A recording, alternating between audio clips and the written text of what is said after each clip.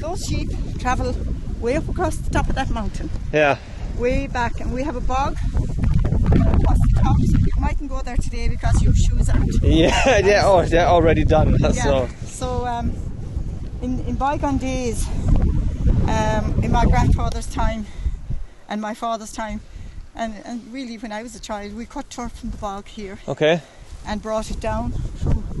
There's a little laneway down there, a track. Yeah. And we went with a horse and a cart to the bog, and brought the turf home for the fire. Okay, but nowadays you use your quad, your ATV, right? Yeah. Okay. No, we don't cut turf at the moment, actually. Okay. We did. But mainly you do everything, bring everything up here and down here by your own hands. Yes. Yeah, we have a little dog now. Wow. We just got a little shepherd dog, Lulu. Yeah. She's not quite trained yet, but Liam is in the process of training her. Of course, yeah. So she will be able to round them up. We always had dogs, but I was working full time, and I didn't have the time to be looking after the dog. Or if you had a dog, you must really mind them and of course. watch them and take them for long walks and that. But now we will definitely. That's very playful. Yeah. Oh, what does it mean right now? Some of them are more fearful. Ah, okay. Not as tame. The ones on the mountain don't see many people, so they're all right. scared. But most of them walk around among them. The ones that come over to you. Yeah. Oh, wow.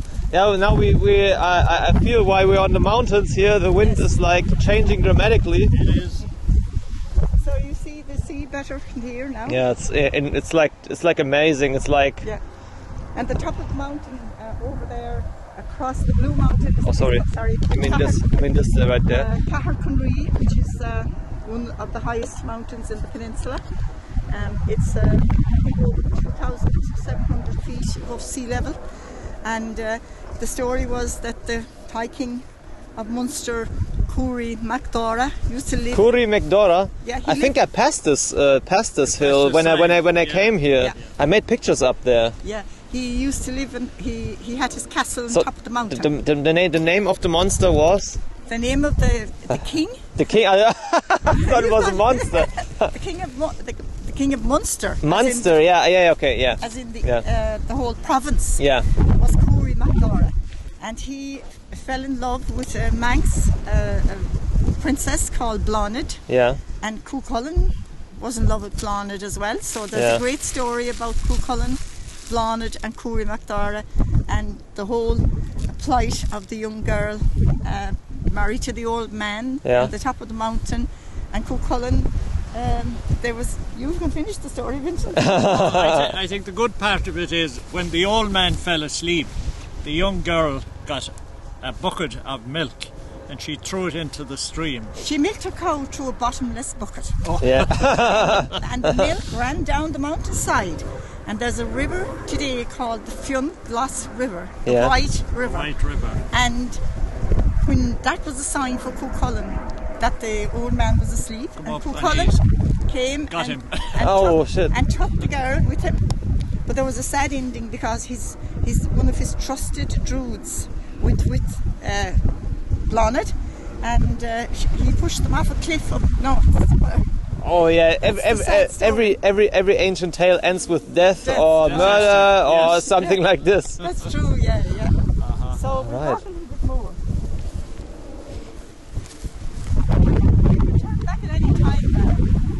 No, I think we just can walk a little bit more, and then I think I need to dry my shoes because they're already done. Yeah, okay, no worries.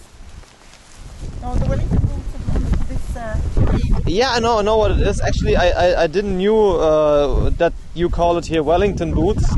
In German, they're just called like gum boots, or you know.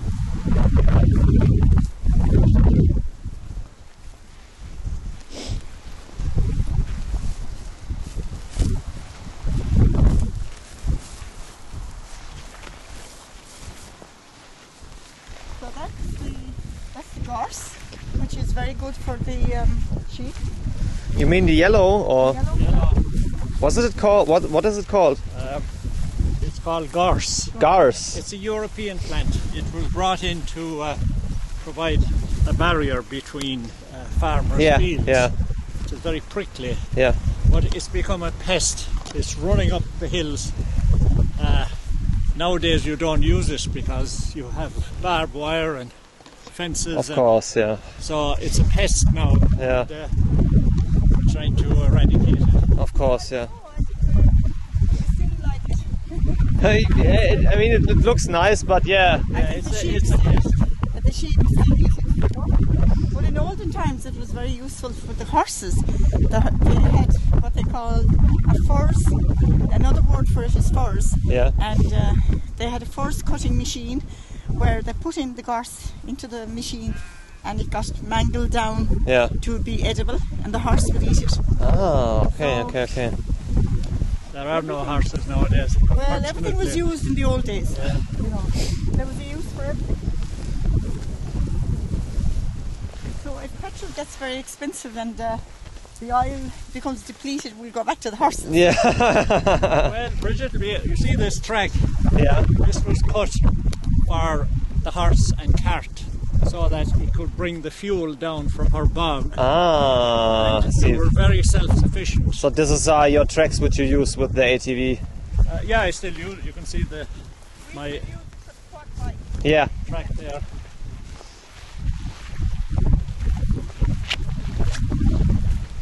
So if the oil runs out, we'll always have our bog up here. Yeah. We call it a bog. Yeah. It's you cut peat, dry it, and you can burn it. Yes. Sorry, you need to repeat this. I couldn't hear you because of the wind. No problem. She's one of our lambs looking for her mother now. Yeah, the one who's walking right now. This year's lambs, and there's just another one run up there. They Yeah. all run to their mother when they see us coming. They're very conscious of human beings, Yeah, of course. Yeah, they're spreading out. the lambs. But the mothers are much more friendly because they've been used to us for all these years. Yeah. Whereas the lambs are just born this year, so they're cautious of strangers, especially. If I wasn't here with you now, they probably Would come. Yeah. wouldn't come to you, but they come to me. Yeah. Of course. You're the mother sheep.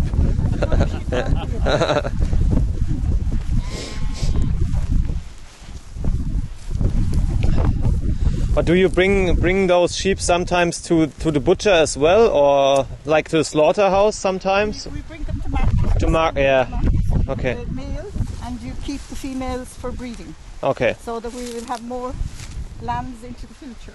How many times do you sell on the market on a year? Usually once a year. Okay. We sell them when they're about 4 or 5 months, or Yeah. a bit older maybe. And you can basically the whole peninsula, there are a few numbers of marts where people sell their sheep.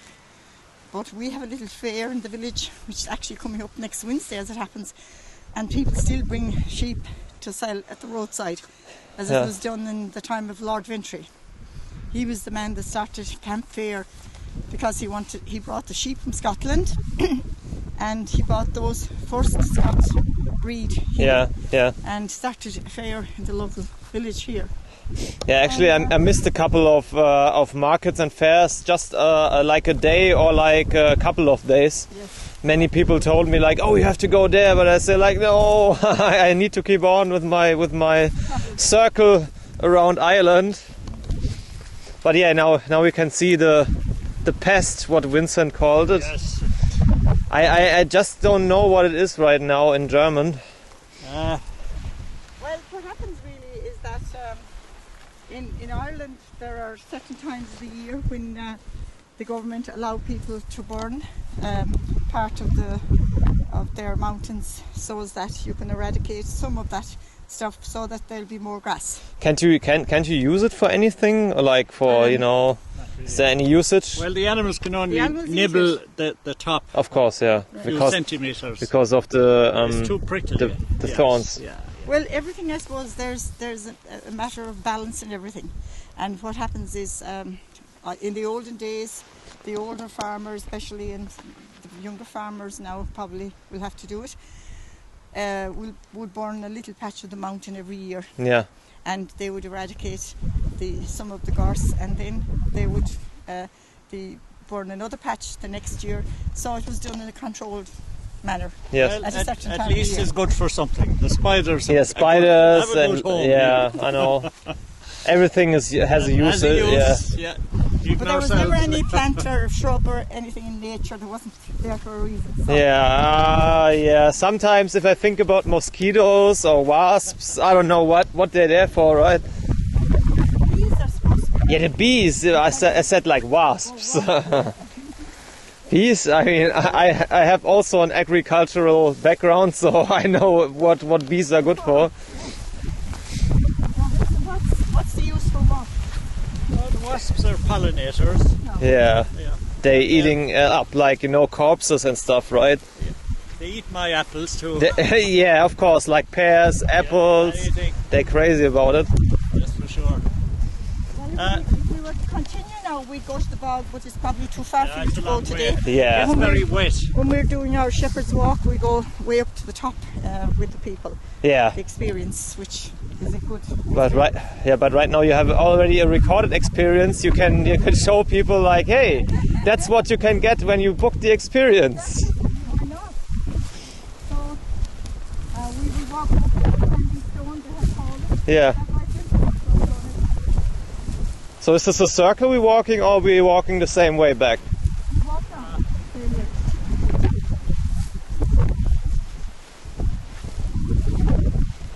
The grass is starting to dry now as the wind is drying a bit. So in winter they're also up here, or? Yeah. Okay. Well, you see, what is good about the gorse, and people don't realise it, is the shelter. In winter time, they are like houses for my sheep. Yeah. The sheep are, if you walk up here and there's snow, there is no snow under those gorse bushes. And the sheep are nicely nestled under them. So that's why farmers like to keep a certain amount of cover on their mountain. Yeah. So the sheep will have an opportunity to get shelter. So these farms, you need shelter as well.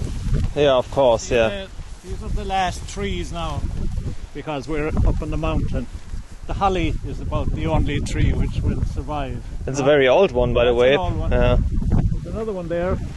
You see the way the wind has shaped the tree. Of course, yeah. The southwest is our prevailing wind there. Yeah. And it keeps blowing in that direction. Yeah, Just like a hedge trimmer. It cuts yeah.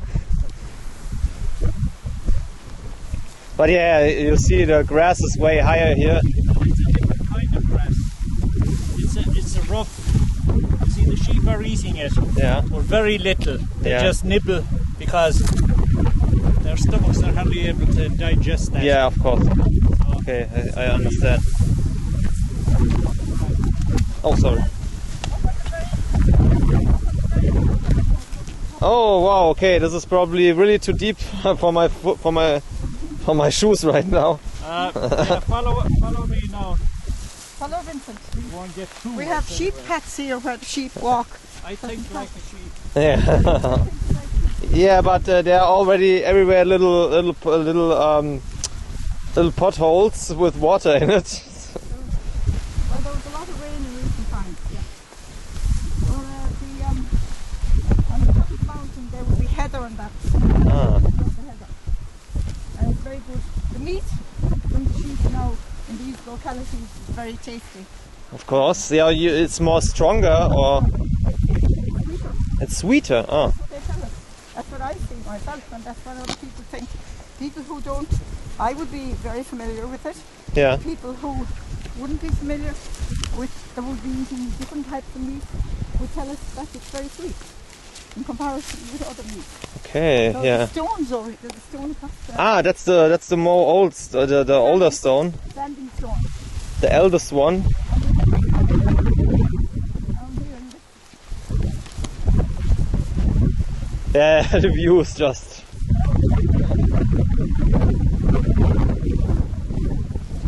So this is over 5,000 years. Yes. This is a stone that has That's fair. fallen. It was standing sunk into the soil, and for some reason the ground There's might have one been across- too wet. Across the I've seen that. Actually, I thought it's the stone behind the hedge here, no, but this one is This is Brigid, and the sheep stand on it, as you They can do. see from the droppings. yeah. So, but what is how old is the stone approximately? Same as the other one. Like over 5,000. 5,000, yeah. The first Stone Age farmers yes. Wow. put them up without any iron or copper or bronze. No. It took a couple of the guys who bring it up here. Strong men and women. Definitely, I think this needed a couple of strong There might men and even women. be- There might even be a chieftain buried underneath it. Yeah. That was another thing that people thought that there was maybe there were burials. Now also we have what's called forts, fortresses, Yeah. and the top of Carconry that I told you about earlier is really, there's a fortress there which was supposed to be the oldest, the highest in Ireland. Yeah. And basically the fortresses were really forts, were places where people, natives lived in olden times, and they hid from the enemies. Yeah. When there was somebody coming in boats from the sea, they had a souterrain often, which was a room underneath the fort where they had their valuables, and maybe they hid themselves. So there's one just across the ditch near my house. It's not on my land, it's next door. And there, if you look directly across, there's a shed, and there's a fort below the shed. You mean down there? Yeah, across the valley. Okay. Would you add to that, Vincent, about the Well, fort? the fort, they're known as ring forts. Ring forts, yeah. Okay. And the farmers, the ancient farmers, had a wooden house, Yeah. or a stone house sometimes, in them. And it was a bit of security at night. You could bring in some of your Animals. vulnerable animals. And, Or escape from the... Yeah, from like very harsh like Well, storm and weather or. well, we had wolves until about 1800. Oh yeah. So, and in fact, we have an Irish wolfhound dog. Yeah, I noticed. Yeah, actually, yeah, killing wolves. yeah, Nowadays, he's like a pussycat. He's nothing to kill. yeah. So, well, So- that's a ring fort. Directly across the valley there. You can see my little, Yeah, over there. my little patch That's of Vincent's forest my there. little woodland. I did like the little stripe there. That's your one. I have a hectare, Yeah, and I filled it. When I retired, I needed something to do, yeah, so I planted every kind of a tree yeah. in there. I have Irish, I have lots of ash for firewood, Okay. but then I have some exotic trees as well. Then For, I have a Wallaby pine from Australia. okay, cool. Supposed to be a rarity. Okay, probably yes. I climbed a lot of pines in Yes. my life, Oh, but right. I don't know. I don't know if I climbed. What was the name? The Wallaby pine. The Wallaby pine. I only know like Weymouth pine and All stuff right, like yeah, that, yeah. but that's a very common one. Now, if you look at the hills, the farmers are planting. A lot of farmers who don't want to keep sheep, Yeah. they get a company to plant with American Sitka spruce. Okay. Yeah. It's not a very good wood. They're actually planting bogland, Of course. so the wood is not top quality. I suppose just to intervene there a bit, part of the reason that they started planting a lot was to, I suppose, address the carbon footprint. You know, that the trees soak in the Yeah. I suppose, carbon. Well, they're cut after about 40 and they're years. cut thin Bridget. and used for... They go to pulp mills, they do, yeah. you know, for making paper. Yeah. Of course. Yeah. Yeah. Because yeah, I know it. Yeah. In So- more recent times, they have maybe schemes for native trees, which are lovely. But there's a lovely wood over there, of native Yeah. trees. You see that wood? See the little patch of woodland? Straight ahead. That's what Ireland would look like. In This olden part of times. Ireland. Okay. You mean this little? This little patch of Yeah. wood. Okay. The land there is very steep, and Yeah. there are rivers, little streams running through it. So nobody has planted it. But that's what Ireland, this part of Ireland anyway, would look like. In olden times, they used to say that this valley was known as Glown Maquilla, means the glen of the holly. In other words, it was planted Yeah. with holly. But now we have Glowning Alt from the water, which is reputed to be have a cure for madness, in that there's a high content of lithium in the water. Yeah. And the name Glowning Alt comes from the Glen of the Mad, which is translated the Irish name translated is the Glen of the Mad. So that's part of our folklore and history. So that's why nobody is mad in Ireland? That's why I am out here. So if we were Brigid told me about it. But we can... Yeah? Better drink some of that. Prickly plant. Sometimes you can't get out. Yeah, it's like a prison, right? You need a machete. I'd say in favour of the gorse and the furs, as we call it, is how good it is for cover for the animals in winter time. Yeah, for and sure. we hardly ever get snow, of course, in Ireland in winter. That's in this part of Ireland. So you don't have snow? Very rarely. Oh. We just got one day of snow this year. Yeah. And it just came one day and was gone in one day. Okay. But generally speaking, we get a lot of rain, of course, and for that reason, it's good for the animals to have the bushes to cover them.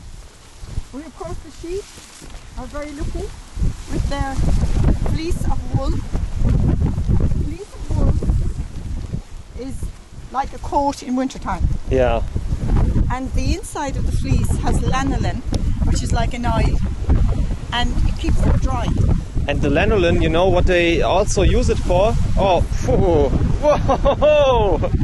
You know the Your head will be blown Oh, I think right now the audio is pretty disturbed, so we need to hang on for a second. Ignore it for the moment, I say. So they use the lanolin also for to producing the little pills, the vitamin D3 pills. Yeah. So maybe you become a vitamin D3 farmer. We might set out. Yeah.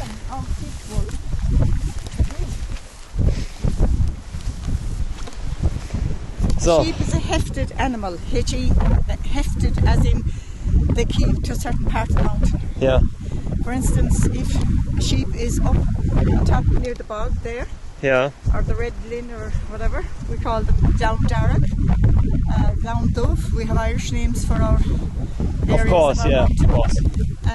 That sheep will stay in that area. She will have her lamb in that area, and that lamb will stay there. If it's a female and we keep the lamb, a ewe, that lamb will stay in that area and have her lambs. Okay. They are very much creatures of habit, and they like to be in the same place all their lives. And our sheep, our ewes, I keep them all their lives. Yeah. And you know, it's I don't even sell them when they get very old. I like to think that they will live on the farm until for their lives, and because they have given a great service.